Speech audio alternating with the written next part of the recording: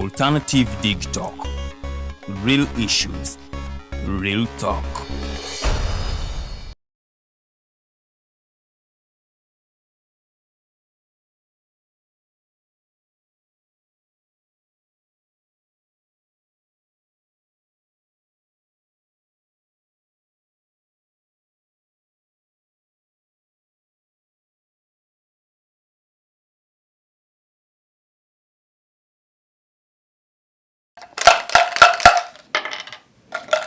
Good evening to you all. It is the political dice. Empichi obufuzi tuguse nnyo nateera atenge no wiki muna yatandika on a light note. Twali tuliawo nga twali enambole ku Nelson Mandela Stadium. Munaye nga kyazizo omukonga ne tumukuba binya atenga munaye we twave South Africa ne twalina ya maliri so etwogerera tusabe nnyo kubanga chances are high. Muli bakusabira. We are potential. No. Obviously okusaba ko ne bambirwe muwangudde mukuba kerere. Mulinga bannaffe bali eri. Abaliwa.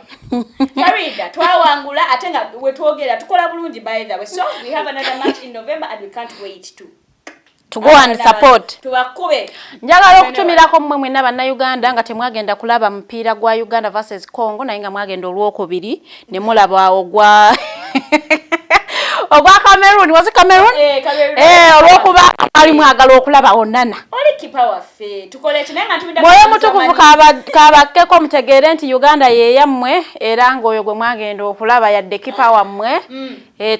Tabajjako kuba nti muli banna Uganda. Okay. Farida, what do you have in store for us?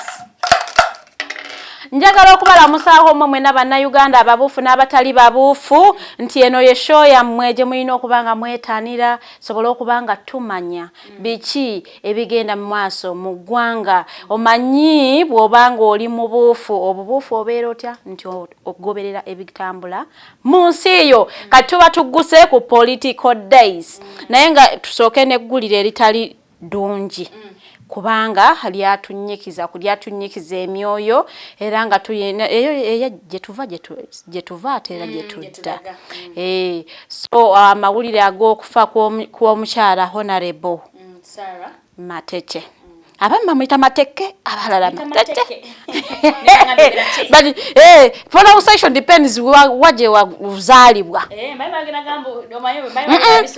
nedda pronunciation zezamanya zisinzira waje ozaliddwa kubanga waliyo pronunciation nogutas letters ezitambula ne gyoba osinzidde nga neba nagikukaka ewamwe teriyo ngewamwe teriyo so it is okay naye nga amawulire tegali malungi era nga twafuna amawulire ag'okufa kw'omukyalo oyo era nga kikakasibwa nti yafa cardiac arrest agwono babulwadde bwa mutima mutima gwekanga awo ne gwesiba omulundi gumu bagenda okuwalawala wuuyo mu ddwaliro bw'obanga Mukama Katonda nga tannasalawo nti lunaku lwo oyinza okudda engulu bw'abanga yasazeewo nga lwe lunaku lwo nga yentuukoyo munnanga ate bwotyo oyinza obutatuuka mu ddwaliro so omukyalo oyo yayogeddwako bingi era abantu bangi bayogedde ebintu bingi nnyo era nga yatwalibwa wali eri ku All Saints Cathedral n'avaawo n'atwalibwa ku Parliament okubanga omwoyo gwe bagukubako eriisa evanyuma era awo ku floor of Parliament ku ssaawa 8 ng'omulambo gwe gutuusiddwawo ababaka ne beesologolayo ne batandika okubangayi bogerako ebirungi byakoledde by the way for the first time nti ndabye omukyala abadde asavingira ku side ya NRM the ruling party eri mu buyinza nti aba opposition bamwogerako ebirungi they set a precedent kubanga teriyo yayogedde ku mukyala ono kibi naye era omukulu Honorable Joel Ssennyonyi yabadde ayagala kuyitira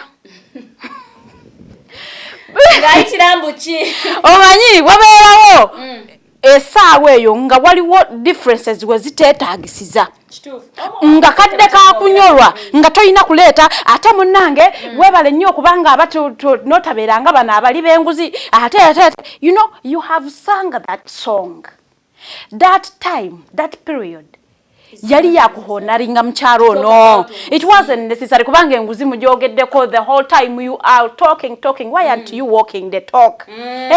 Kati akaseera ngaako bwe katuuka. Let's honor the dead. Yeah. Naye yavaayo n'amugamba nagamba tukwebaza olw'okubanga tewenyigidde mu buli bwanguzi. Omukulembeze lwaki nzirukira ku mukulembeze kangende ku Bambi, for the first time, like, she made me emotional. You saw her in a somber mood. Like, name Jirije Abulida, Gawana to be balunji abantu because you do not know when God is calling you. Yeah, I suppose she's going to kind of switch up a little bit because you know because you know death can come anytime and any day. In fact, namala ko ku vigil walo yali nayo zako ne kumunyi. And I felt, I'm like, hey, Bambi, babadde ba mikwano. So na buli omu alumwa. Yeah, true. Buli omu alumwa. You know, death is death. Yeah. Death temanyi bitiibwa. Death teina kyemanyi temanyi bugagga. Okufa ate tekumanyiriza. Mbuze namanyira okufiirwa. Era omukyalo oyo yagamba nze ngenda kubanga nkola ki? I adopt the son of the late. Nenebuuza sokolike. Kyalo nabadde simufumbo. Ayinza kwanga abadde mufumbo naye omwana wayetaaga maama o mother figure. Badi ojukira ku mulembe gwa late Honorable Jacob Oulanya. Munatusonyiwa bana, we always want to refer to the history because history determines the present and the future. Yes. Kakati mulembe gwa Jacob Oulanya Honorable the late tukusamu nnyo ekitiibwa yadde atuva ku maaso. Yalina akaana ke yali mentoring a young boy. Kali kayita naye nnyo. Nga yakatuninga bulungi nnyo. Era mu kufa kwe Madam enagamba I pledge I am going to adopt that son and I will take care of him. And then agaliwo galaga nti either adoption papers bazigoba oba yakyerabira ekisuubizo. By the way, I would oba yeetaaga abamujjukiza nti Madam Speaker, you pledged something. It is okay to adopt. Yes. But it is okay no fulfilling of your promises in public because we do not want you to paint a good name in public and you are not fulfilling. Mulekerawo okuwa abaana abafiiriddwako abazadde baabwe hope ne mumala ne mugijjawo. If you are not going to fulfill, don't promise, you are not on gun point. Okay, Farida, nkujja obusungu inabu. Nze ni munyiivu. Farida, the fact that Chigambi Wambo Honorable ngatanaba kufa. Basina mtamzao all health cares. Nga tewali kalwaliro kasobola mumuyamba era yafiiridde mbu mukubo because that hospital was far. And kino kiraga kyeggwanga lyaffe. Because you're there, olya sente ezizimba amalwaliro ozijjawo ziwaruko. What if your disease happens nga tebasobola flying out of the country there and then? Nga you need to get at least the first aid from Uganda. Like the first treatment from Uganda. Because obulwadde bwo tebumanyi mukulembeze. Okitegeera nti bujja kulinda atosoko traveling wabweru anti omanyi munne bo abajjanjabira bweru privileged. But how about nofuna ataka ngeyo nga wetaaga muna Uganda soka kukwata mbali kwa flying out of the country because our health care system is rotten. Yeah, it is bad. It is in a dire situation. Yeah, that even our president weta hina agamba about sponsoring yeyongere, but look at a full minister. Teyasobodde kimaking a why because teyafunye first aid mango. Era afiiridde mu kkubo nga tewali ddwaliro isowa mukolako kumpi we yabadde. I think kino kiddayo eri government. What are your priorities? Yeah. Is it the security okubanga mu bugiriza mundu eseka buli eteseka naye nga tugiraba everywhere oba okulaba health centers zemututerawo nga zirimu amala eddagala nga zirimu n'abakozi n'abasawo bano bemuli mu kugobambu abazadde babakoleki baba sponsoring for the 5 years. That goes, it is a question of the state. Yes. What are your priorities? Do you really still want to see people dying? At least ate bwekikwata ku baabwe bavayo ne boogera. So Mr. President ngagamba mbu ayagala baterewo facility ene y'abakungu. Yeah, die. Uganda tumanyiddwa, but also the present side. But na Uganda balina okwemanyiza okugenda for full body checkups. To know butya bwoyimiridde.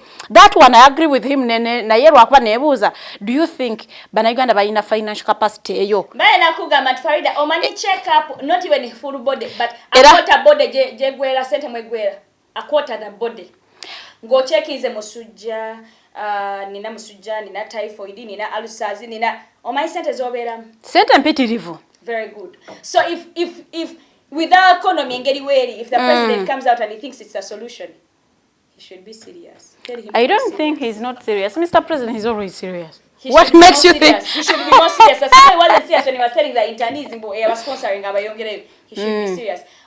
Okay, yes, it is a good practice. And if you can afford, you should go ahead. Yes, if to those who can afford. But I really think and believe by government officials, but they can afford. Yeah. They can actually afford. Nati waliwo abatasobola fenga abantu bo wansi. Batuyita abantu ba bulijjo. Kati awo government ebe ino okuteekawo enkola ebasobozesa okuba nti basobola ogenda mu malwaliro ne babakolako ku check-ups. Ne bamanya batya we bayimiridde bikubanga kintu ekya kirungi nnyo. Amalwaliro muga equipping Mr. President, you do not lose a thing. Okubanga your health system is up there. Kusinga tunabeera nga you are airlifting people okubanga babajjanjabira outside Uganda. Naye nga fa abana abasinga okubanga tulina army well equipped. We are not in war with anyone. Why are we equipping the army? The army. Anga twenda tusembeleza parliament basoka tusembeleza amalwaliro. Taberenga gatuli kumpiani whether equipped. Ndoze yensonga tugikutte bulungi nnyo tujja kusaba omwoyo gw'omugenzi. Katonda gumuze mirembe. Weewaawo. Era awo tetubaddako tuba tutambudde ne wali angambye tetubawadde ka footage. Tukabawo.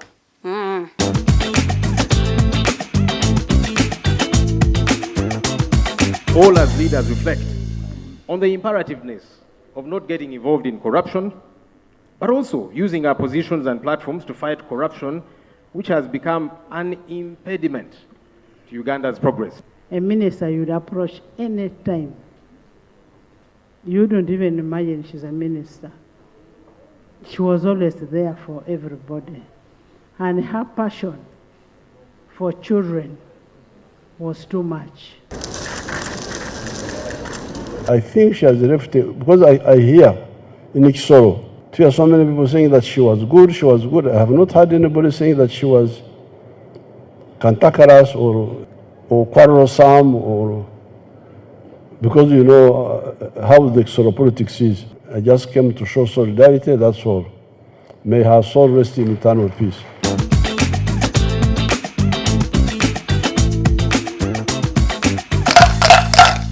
Farida, all the Gambia speaker Gambia, we should be humane. And it is okay you people to be humane. Yes, it is okay, but let's walk what we preach. Because let's talk about the scenarios where speakers fail to be humane. Let's talk about Broda. Where was she humane? Was she humane at any one point? How? She wasn't. She wasn't.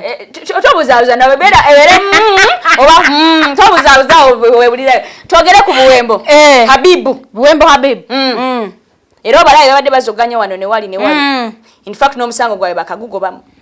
Oshegera, why was she humane? So I think, but anyway, maybe let's give it a benefit of doubt. Inti kya happening nga honorable Tanafa. Have you heard about the principle of self-protection?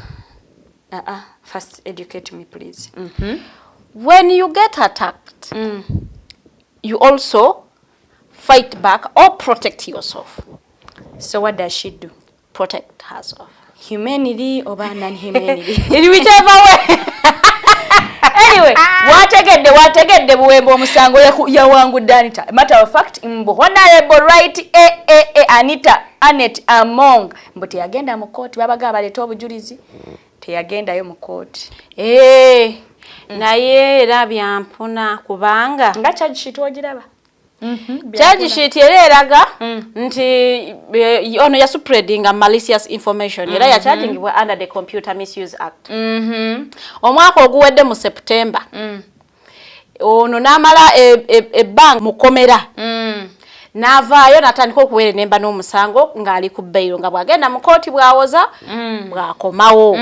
Kakati koti ya netandika okusaba abawaaba lwongere lumpe mulete bannaye abajulizi balumwike omusajja nti kituufu yasupredinga malicious information ng'akoza Facebook ne WhatsApp gakwogase ne X ne bagenda ku luno ne bagamba naye abajulizi tujja baleeta ne bagamba court adjourned to the next date gye baba muwadde ne basaba abajulizi paka court we yagambye omusango tugugaddewo kubanga temulina bujulizi bulumika mu ntumbu yakikola ekintu ekyo. You're unhuman at that juncture.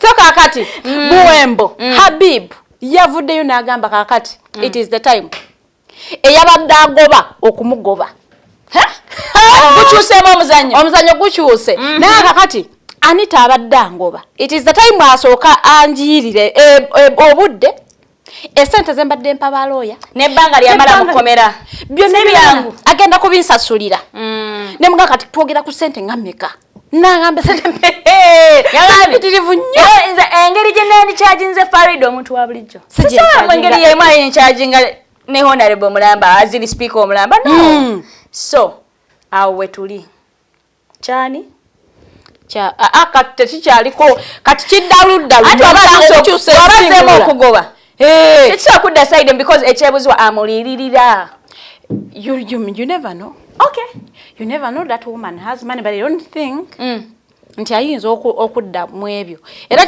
basobola okubeera wamanyi justice gwanene Uganda esobola okubeera delayed ne batagikuwa it is also that justice denied nti bagidelayinga awo notandika okuba abasukulu balina okulya bye walina okulya notuuka n'okivaako n'ogamba nkoye nkazi atwale sente ze sikyazaagala kinono kiraga ki kyogera ku bintu bibiri eri justice system ne bano abakwata abantu olw'okuba personality gunda antumye tomaina kyekwatirate okutta omuntu omukutte bubi kubye nenga bakubuza akoze eki ogamba bula simanyi nange bangambye mukwate omukulu Buwembo agamba nti omukyala speaker wa parliament yagamba nti Buwembo amutiisa okumota so she was doing self protection agamba mukwata so kajiri abeera mu nkomyo ate amane amota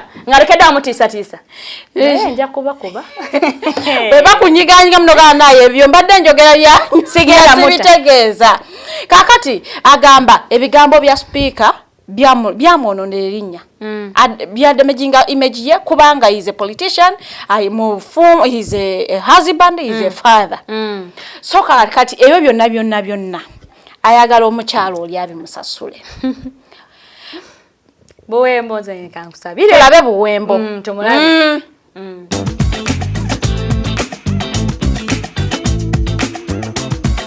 nakwataano musatu nenfuna ebirwadde omubiri ne gunsiiwa nenfuna ebifuba ezo ennaku zonna nga Anita akimanyi nti amabaati yagabba neyeekaza bwekaza era ng'akimanyi nti okunsiba kwange ansibira bwereere ekyo kyeyolese leero nti kooti ezze etambula yasaba abajulizi mu musango guno Anita atasobodde kuleeta mujulizi n'omu kooti neega nti olina ebbeetu naawe okuwa obujulizi ku lulwo Habibu n'omubeeza kuzikabangaliza poliisi buli ddakiika omutwala eno ali mu bibaasi bya prison at the end of the day nga tolina musango omuvunaana oba otataganya ekifaananyi kyange n'erinnya lyange that is defamation.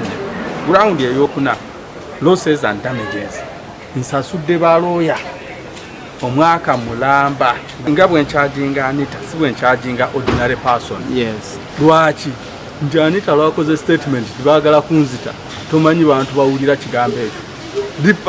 The magnitude of that defamation cannot be compared to a defamation caused by an ordinary person.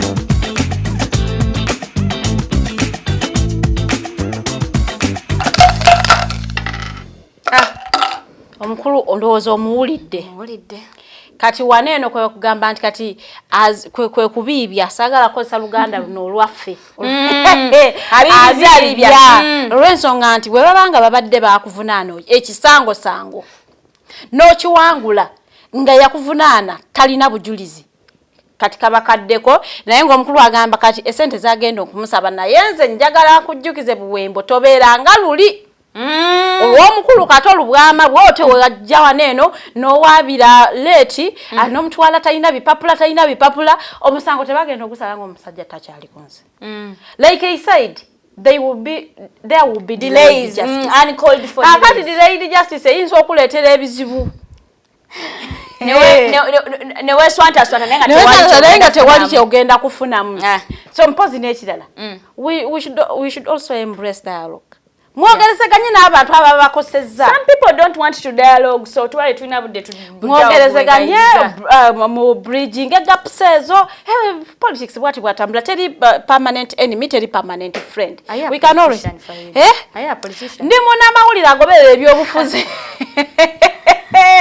nenga tukyali ku mukyala Madam Speaker abaana teba muli bulungi amugwa left right and center ona abayakamuwumuza oli n'amukwata ona abayakatuuza wano twakawummula ebyani ebya Supaya ne Agatha mukazi yakatandika okunywa ku lwendo lw'amazzi abamaaki tu parliament nabo bakakanyemu ne tufuna Looya nakwata peni n'olupapula nakutiza nakulukunya balenga nekutiza nawandikira UK tekimala kubanga beba ku stop nabo kane USA naye European Union mze nsaba I am a citizen of Uganda, law abiding, amateeka nagasoma nga tegeera bulungi nnyo emisolo nsasula era nammwe mukimanyi bulungi nti omukyalo ono gwe mukkiriza okusaalimbira mu territories zammwe muli wanguzi akozesa bubi office ye alya sente z'abantu zawiwa musolo mumuteekeko envumbo aleme kudda wammwe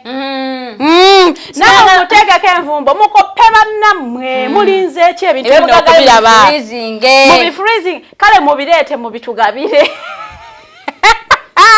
bwato siwako bwera bebaluwa yo ya Looya innocent ine byona nga wandikira EU nga abasaba bateke ku Madam Speaker of Parliament Annette Among sanctions okubanga taddamu osalimbira mu territories za European Union already yatugamba yeti so musalaba gwaffe gonna nga mutadeko sanctions bili zokka kati lero lunagenda gamba ki agira gamensi yo kati ebaluwa eno ya attracting the public attention najirabye wetambula left right center yetali deno nagisukuma aya najireta bwati nagamba will EU act we are waiting amaso tugaba mwegesebwe twagala tulabe are you going to act the good thing you received and acknowledged the receipt so that means we are waiting for your action. Okay.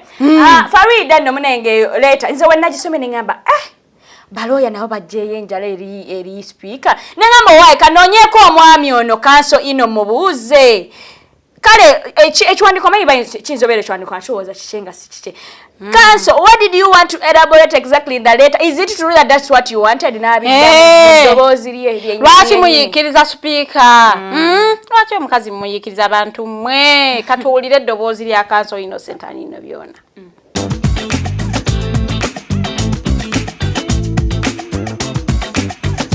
A few days ago, I petitioned the ambassador, European Union delegation to Uganda to impose sanctions against Speaker Annette Among for her involvement in corruption and also defending the corrupt members of Parliament of Uganda who are even being charged of corruption in the Anti-Corruption Court of Uganda. The prayers in that petition are that the European Union member states impose travel bans, freeze her properties and bank accounts, if any, in those respective countries, so that the speaker herself can be a victim of her own corruption.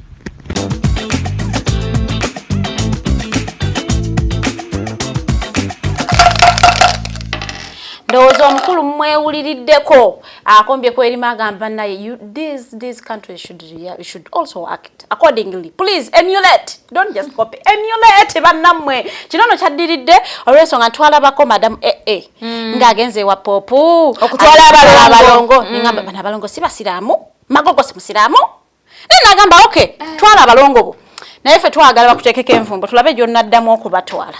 Popu ajja musanga mu Uganda. Whatever, ajja musange. Ajja musange wano.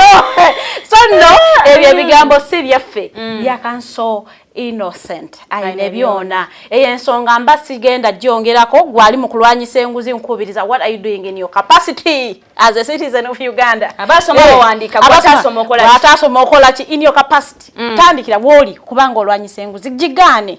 Bwe bakuwa change ayitiridde ku dduka waddeyo mutwalo bakuddiza gumu kasanvu lwaki akasanvu tokazaayo bana yoboba bubbi nzaawo bavuddewo ngano tugoberere story eyaba FDC asatu mu mukaaga be bakwatire Kenya ne babaleeta wano baba charginga terrorism era nga bano ba chargingibwa mu kooti y'e Nakawa era eno week ewedde balabiseeko mu kooti ne ba representingibwa bakanso baabwe mwabadde kanso kato tumusime waffe wano bwe tumanyi obulungi.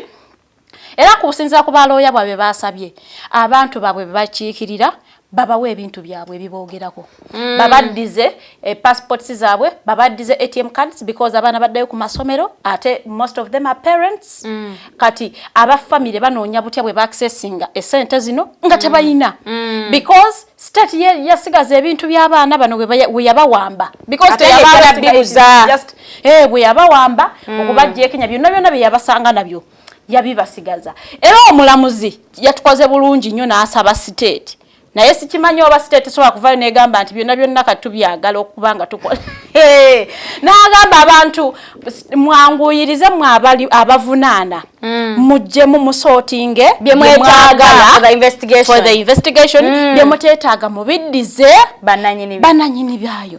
Nenebuuza why would state be holding a national ID? Kwanga obutujjo obulabira ku kikudu national ID. Anyway, but there is nothing as hard as man. It is really hard. It is hurting. Okubanga oli mu kyala nga baawo yali akugambya I'm going for a leadership training ate ogenda okuwulira nti ate baawo bamukutte ate bamukomezaawo ate bamucharginga terrorism. Ate sinatindi ate ebintu bye byonna babisigaza. Gwe ng'omukyalo oli waka abaana bali abakutulidde opambanyi nabo balisiza naye ate fees zogenda zijja because sotosobola digamba tata bwe bamukwata. But bintu birungi si birungi katuwulire kanso kato ng'ayogerako ko.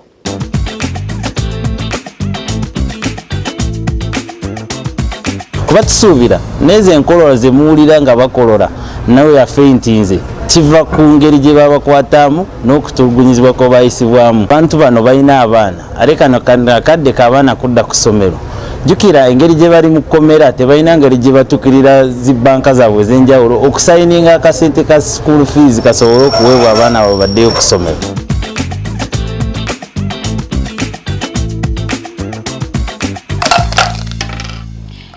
Byonno ebyabadde mu kooti y'e Nakawa bano baddiziddwayo eruzira era nga okunoonyereza bwe kugenda maaso nno state yagamba bakyakola okunoonyereza nti justice ebeera denied nga state playing such games mbu bakyanoonyereza naye nga ate abantu bali mu nkomyo nga tebaliko kyebeekolera. It is hurting, it is bad. Sometimes ebala okunoonyereza nga tebalina na musango kale guli awo. They should begin compensating us when we waste our time. I think because okay, on remand is how long? And you find sina musango. So Rwachinze envira mwawo. Bakutabu no waliyo gwe baata after 11 years. Imagine. Court found them not guilty after 11 years in prison. But and these people were not compensated. It is really bad. Actually, balina okukirowoza. I think lawyers should take on that. Aniko kubanga bagira basaba compensation y'abaklanti baabwe ibwe kiri kakati tuba tukyali ku FDC nanti wiki ewedde banono bajaganyanga bagamba twafunye simanya PFF kalonero akabonero simo balonzaawo kala royal blue and white twali tukeka era yino wano tulonze our slogan twamanya tukyamuna banabeerayo all for freedom, Freedom for all. All for freedom. Freedom for all. Isi yabagambe twala kwenda. Nagamba nedda era nga tebabakiriza isi ne bawandikira Campus bachitanga plagiarism. Plagiarism.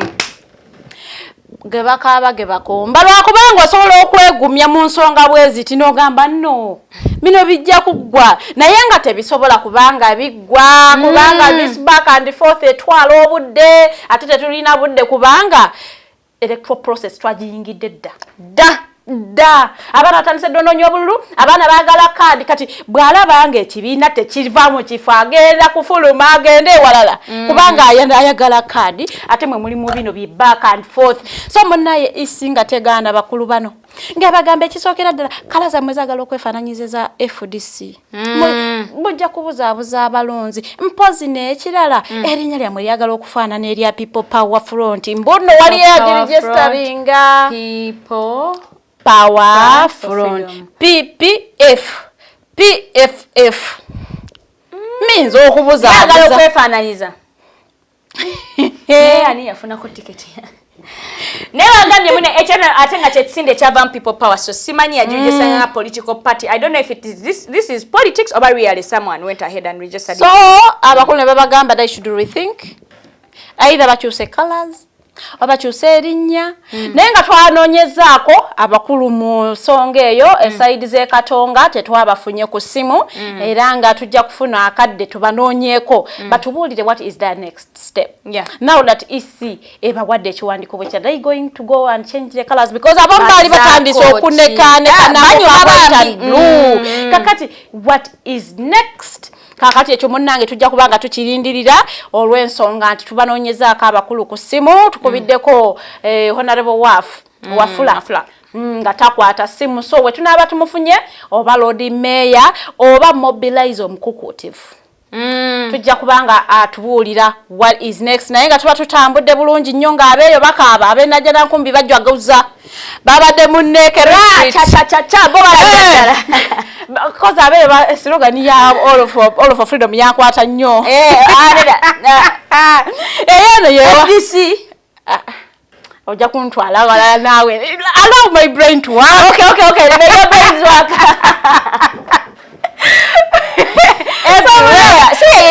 Looya yali abakatonga njabala yali ya generally ofatines naye yatogerako balyoke balina mukusoma one Uganda one people one Uganda akakatumadenkanoonya nani okuva Dr. Besige yalekeza obwe yalekera kakozesa ate kabuze mu bwongo nekakomyewo kakati Power Patrick Oboy Amriat yaba babadde bali muneke bazina gudigude nga bali mu retreat kwa bali ready for the elections they are ready they are moving as their plan you're playing with fire they are playing era bano bagamba era bo bakimanyirawo they knew these ones are not going anywhere tabalina lugendo wabula bagala okuwudisa banna Uganda ningambo otyo bantu mwete temuyina kisa this politics talina kutwawula mukulu yatuyimbira akalulu tekatwawula obululu tebutwawula bwe kuba tukulonda tugende tulonde bano babadde muneke retreat era nga balesa abakulu okubanga babasomesa ku conflict resolution when conflicts happen how do you resolve these issues and come back to the drawing board mutandikirawo should we expect them to go back to Katonga and Libatanga? I do not think so, but maybe this is for the future.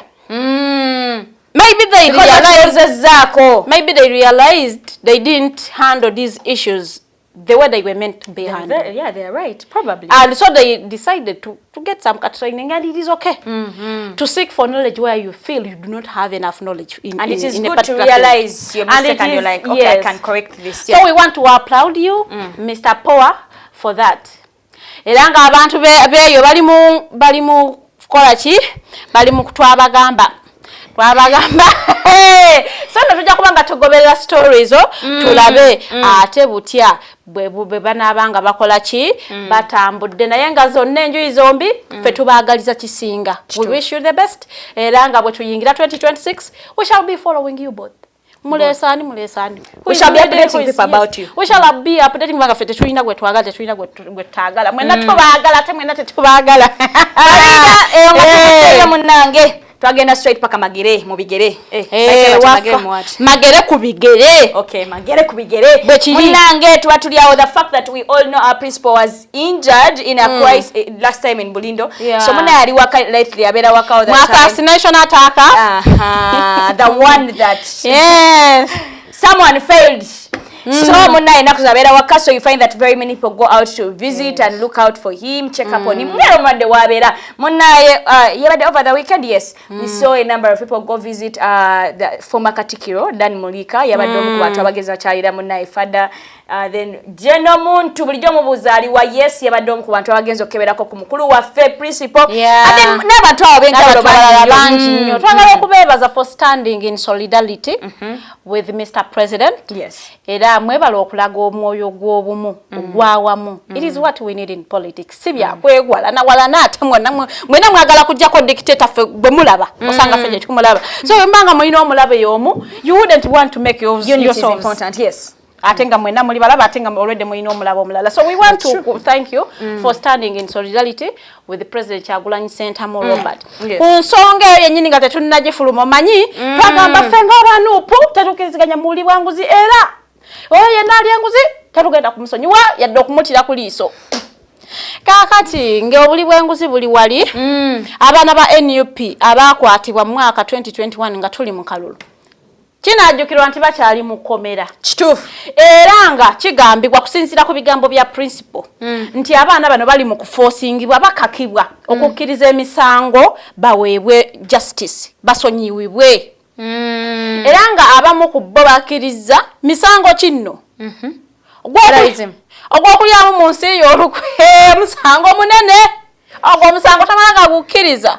Farida awo kati nikankubize mukoko wembera nga siwagira the ruling party oba the government eriko mbera siride musiyange nedda oba tolidde era sijiridde kale funite embozi kakati gattako omusango omulala ogw'okubanga wasangibwa n'amasasi. Atenga baga basanga nabo awo babakwatira ku bbala babasanga batya n'amasasi baga bakuba munda. They were found in possession of military stores.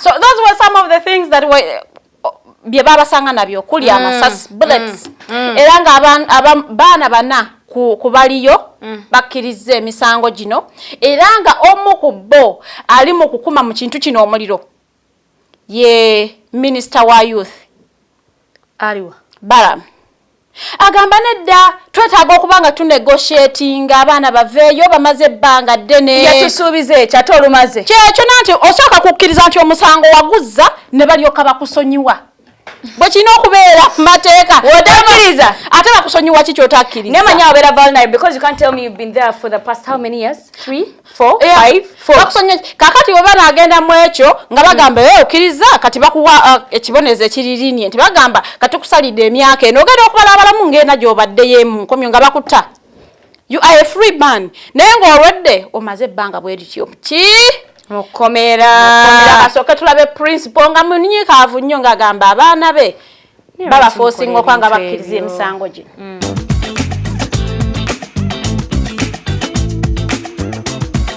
Oluvannyuma lw'okubaleeta mu kooti nga babazaayo emirundi egisuuka mu 56 nga naye tewali kiva mu kooti emirundi 4 nga balooya baffe bagenda okubeeyimirira naye bail application 4 ne bazigana ng'ensonga gye bawa bagamba nti bazadde baabwe ababa bazze okubeeyimirira si bantu basaanidde obeeyimirira. Twatuuka n'okusindika bamemba ba parliament okubeeyimirira naye kooti y'amagye n'egaana.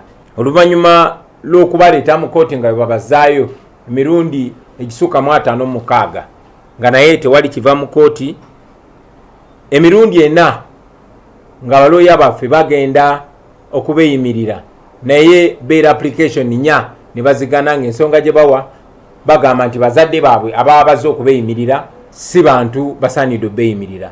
Twatuuka n'okusindika bamemba ba parliament okubeeyimirira naye kooti y'amagye n'egaana. Kooti y'amagye tewaliyo kuwa kitiibwa ddembe ly'abuntu, tewaliwo kulowooza ku ddembe lya muntu human rights, so bo bagenderera ku making sure gy'oli bamwogeza kye bamwogeza oba bakoze batya oba bamutulugunyiza batya oba bamunyigiriza batya baagala kumwogeza kye baagala ayogere kubanga bw'oba mukkiriza emisango gino aba tasobola kuvaayo mukomera ate n'abagulako omusango ogw'omusiba mu bukyamu.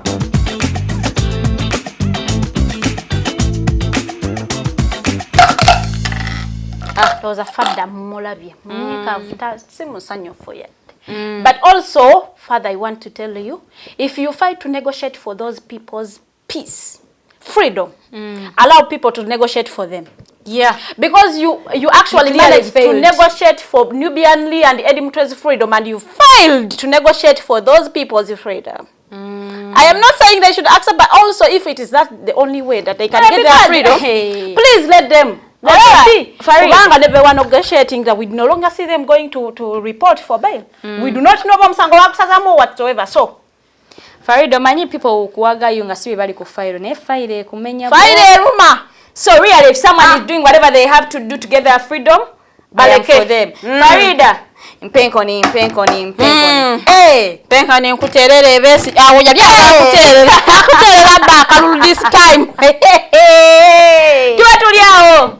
Tuli kubana bafe batanata.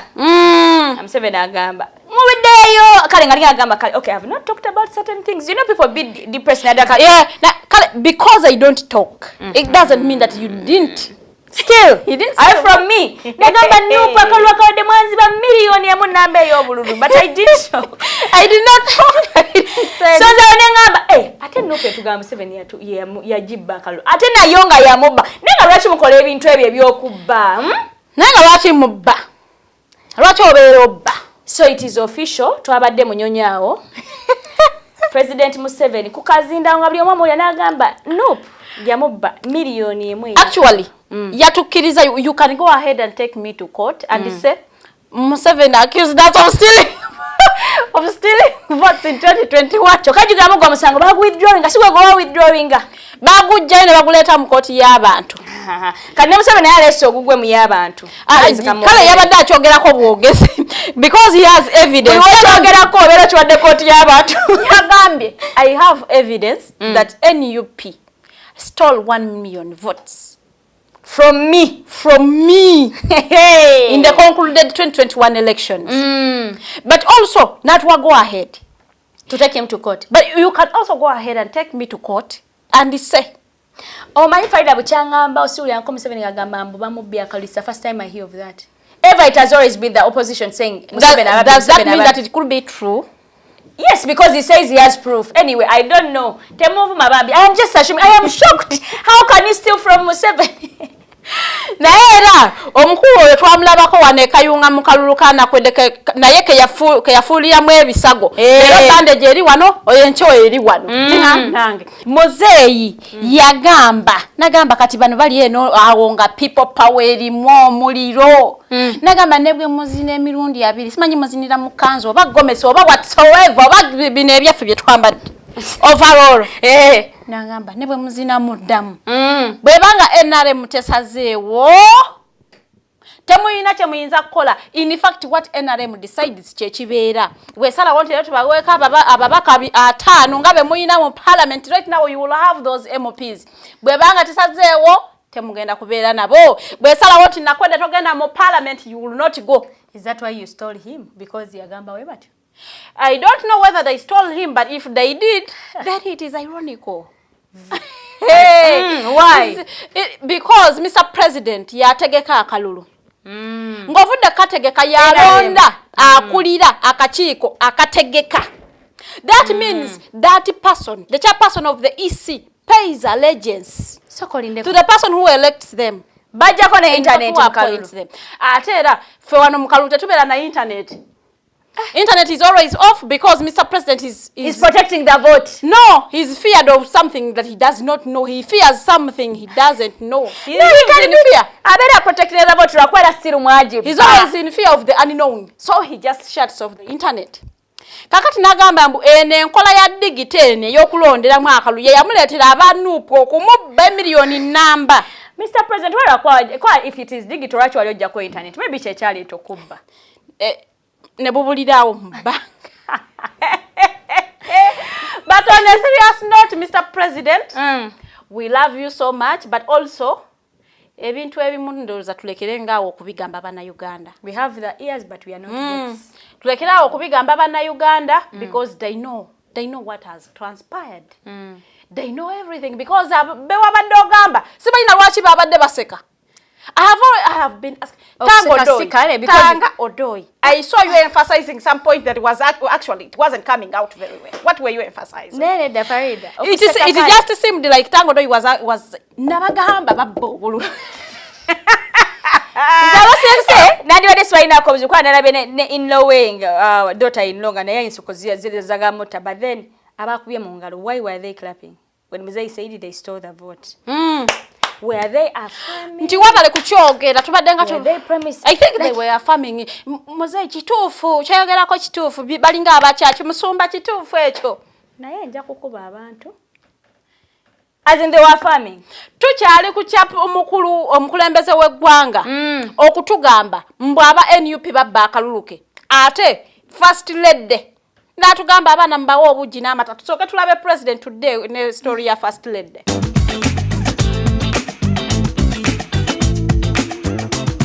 I have now got all the evidence that in the last election, NUP cheated by 1 million votes. I have the facts. NUP can take me to court, and the same 7 has falsely accused them. The mistake was in the law. The law must be amended. The law must provide that if the machine doesn't work, you suspend the elections. Forget. If you say the machine is not working, but suspend the elections on that polling station.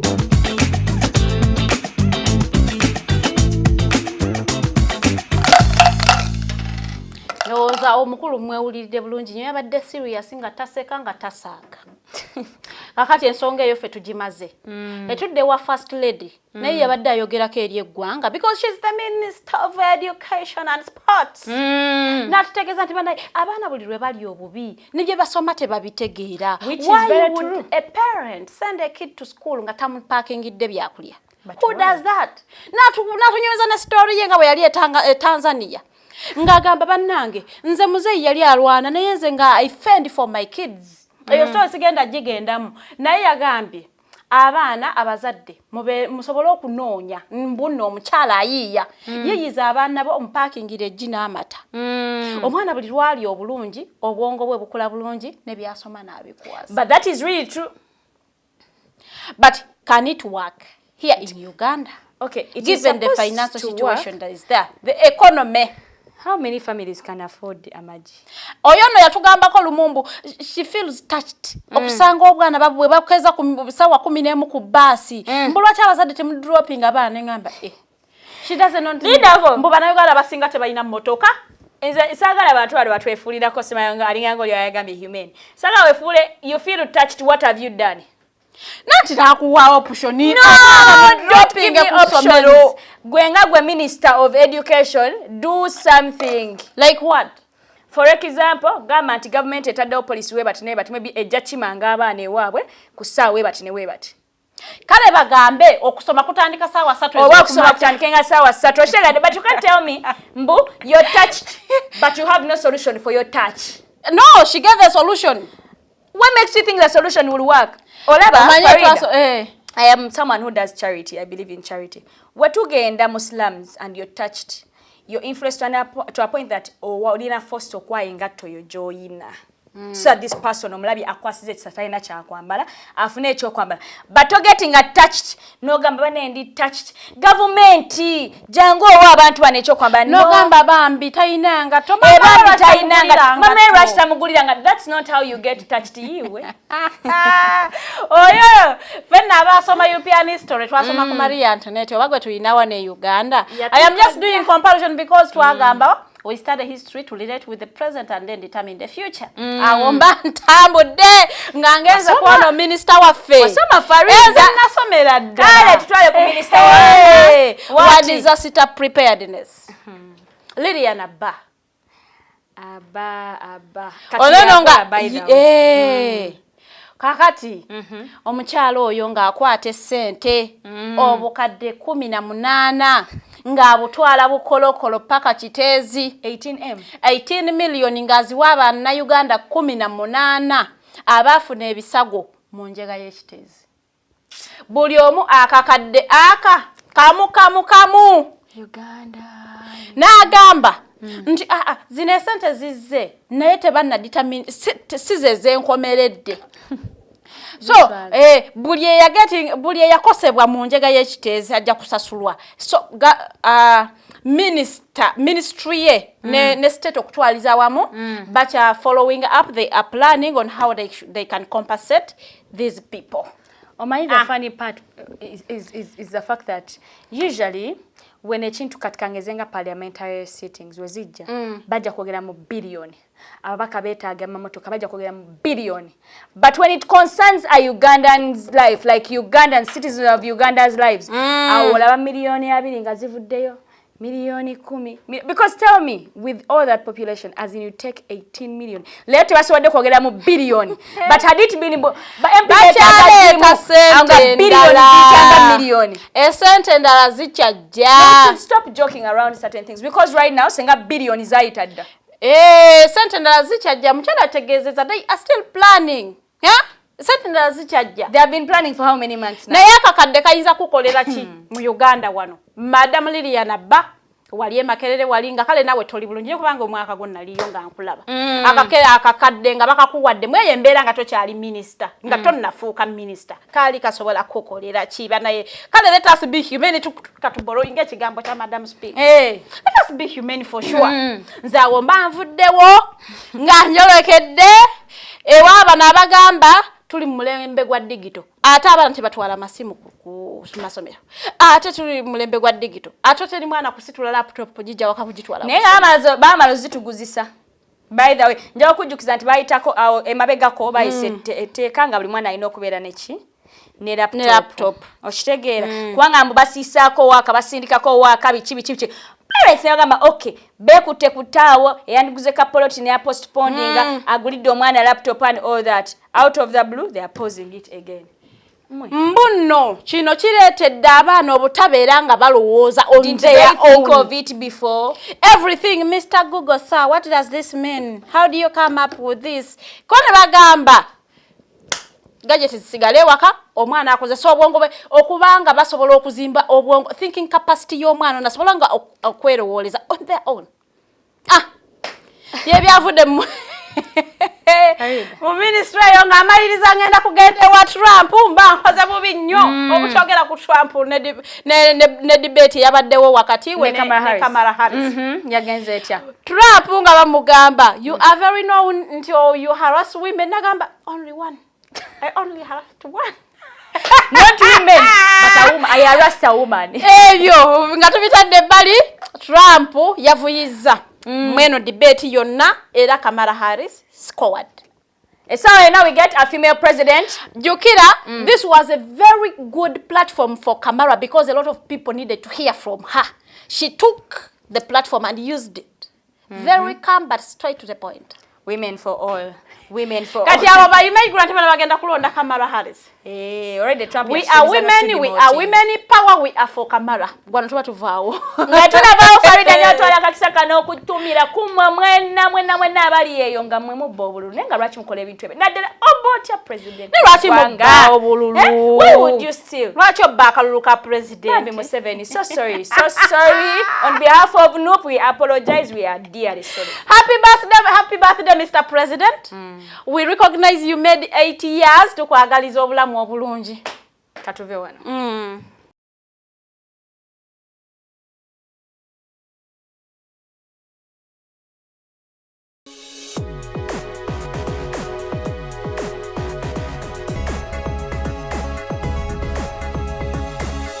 The Alternative Dig Talk. Real issues, real talk.